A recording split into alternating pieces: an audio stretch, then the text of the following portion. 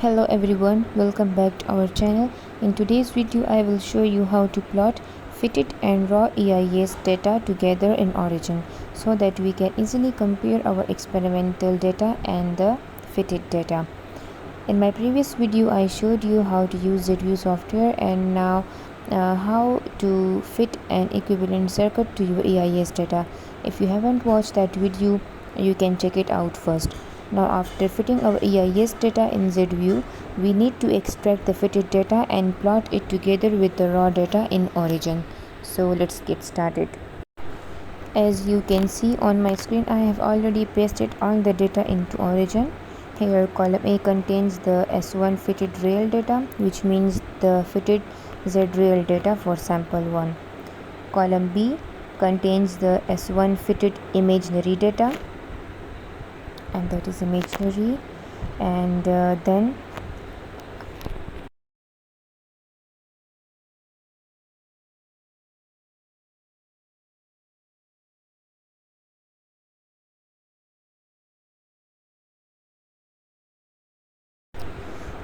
column C contains the S1 raw real data. So what we will have to put is S1, that is the sample 1, and that is raw, means that is the raw data, and this is Z real, so we will have to name it real.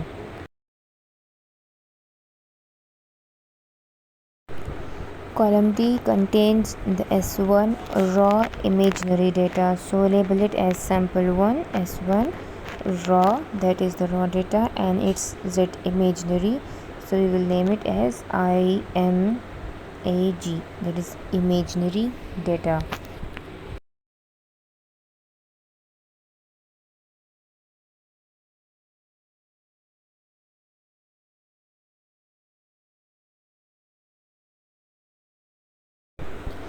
Similarly, for sample 2, column E contains the sample 2, that is the S2 fitted real data, that is Z real, while the column F that contains the sample 2 fitted imaginary data.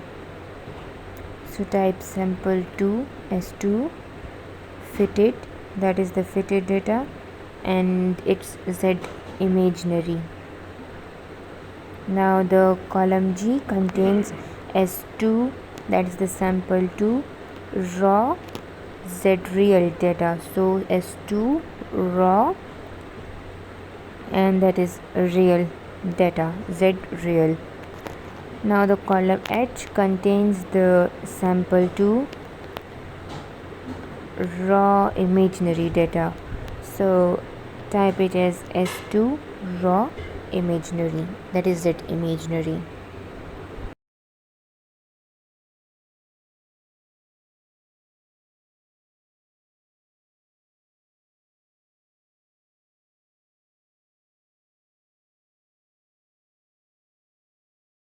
Now the most important step is to define the X and Y columns correctly. We will make column A, C, E and G as X-axis columns, and the column A and C are already X, so we will have to make column E and G are X-axis. Make it X, and because these contain the real impedance, or we call it Z real values, and make column B, D, F and H Y as Y-axis column, because these contains the imaginary impedance values. So make sure that the columns are correctly assigned as X and Y. Once this is done, select all the data and plot it as a line. As you can see, all of our data has now appeared on the graph.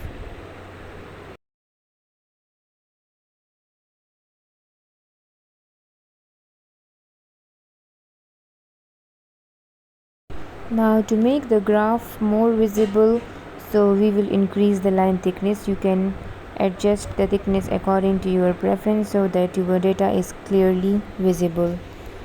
Now you can see we have 4 different curves.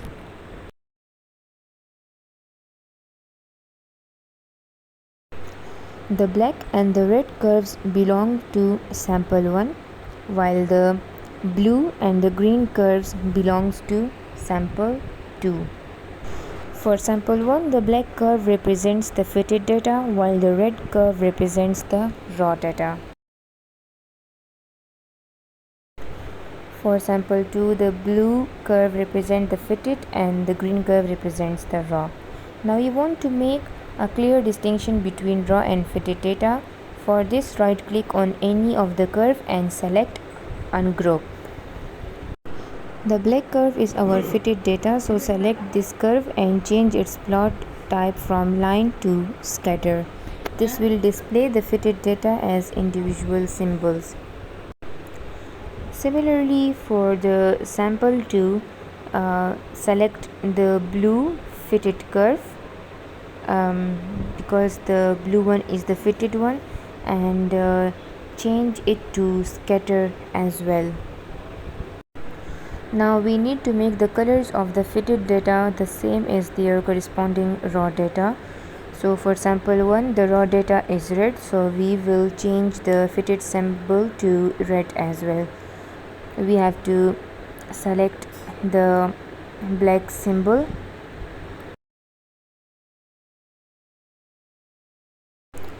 change its color from black to red, and also increase the symbol size or thickness so that the fitted points are clearly visible. Similarly, for the sample 2, change the fitted sample to green and increase the symbol size for this too.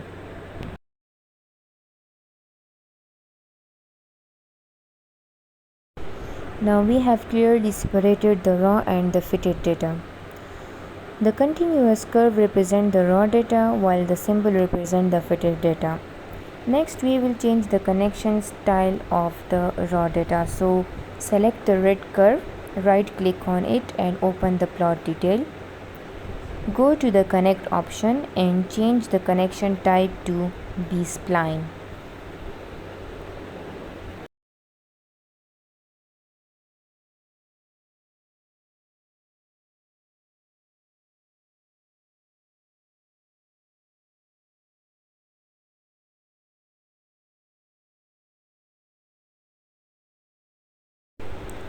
Then click apply and then OK. Repeat the same process for the green raw data curve and change its connection type to B-spline as well.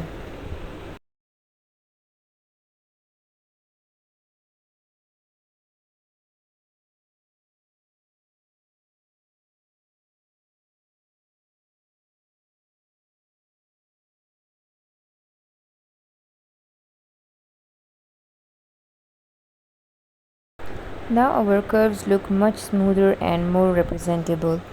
The next important step is to adjust the axis scale.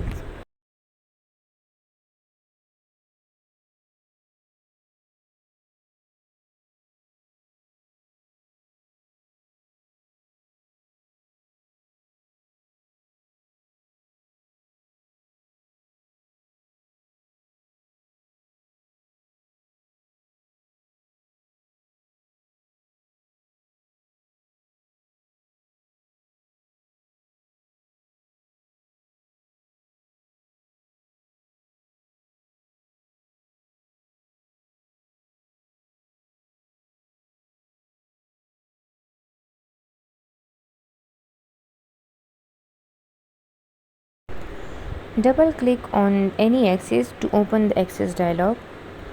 We want the vertical axis to start from 0.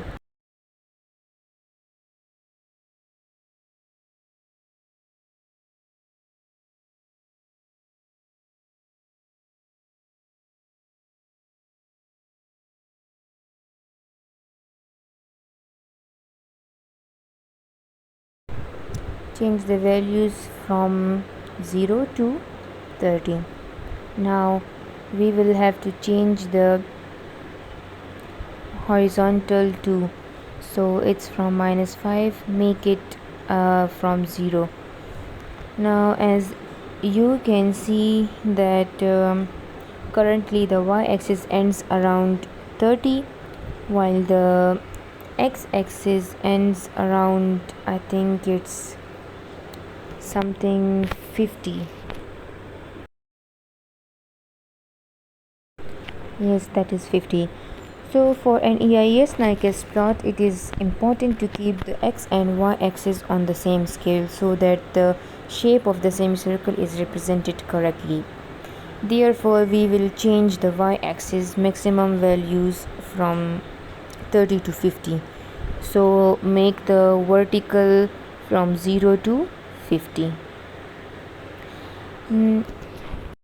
We can also increase the tick spacing. Instead of a difference of 5, we can use a difference of 10. This makes the axis easier to read and gives the graph a cleaner appearance.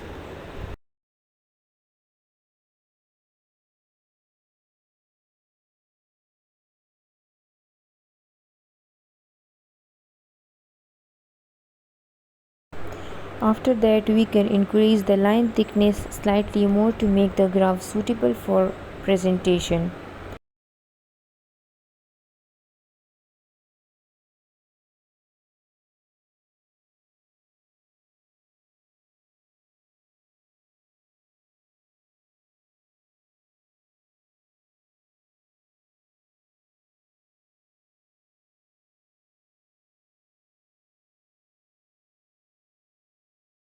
Now let's label our axis.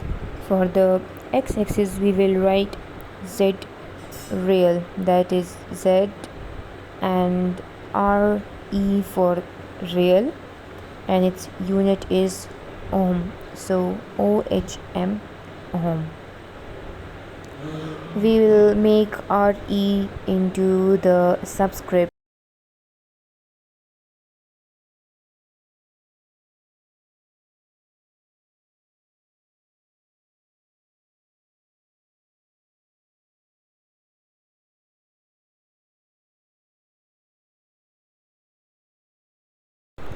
Now for the y-axis, we will write it as minus Z and it's imaginary, so IMG,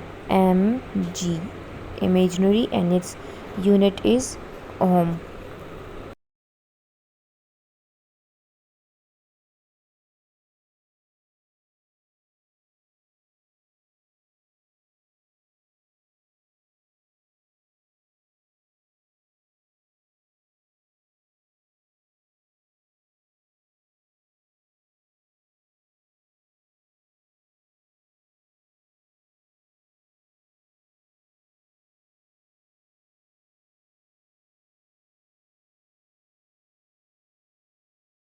As you can see, we have successfully plotted both the raw and fitted EIS data for sample 1 and sample 2 in origin.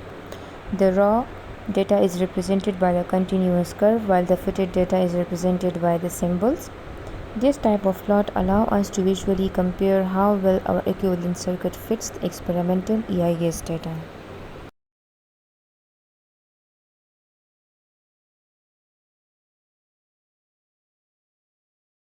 That's it for today. Thank you for watching and Allah Hafiz.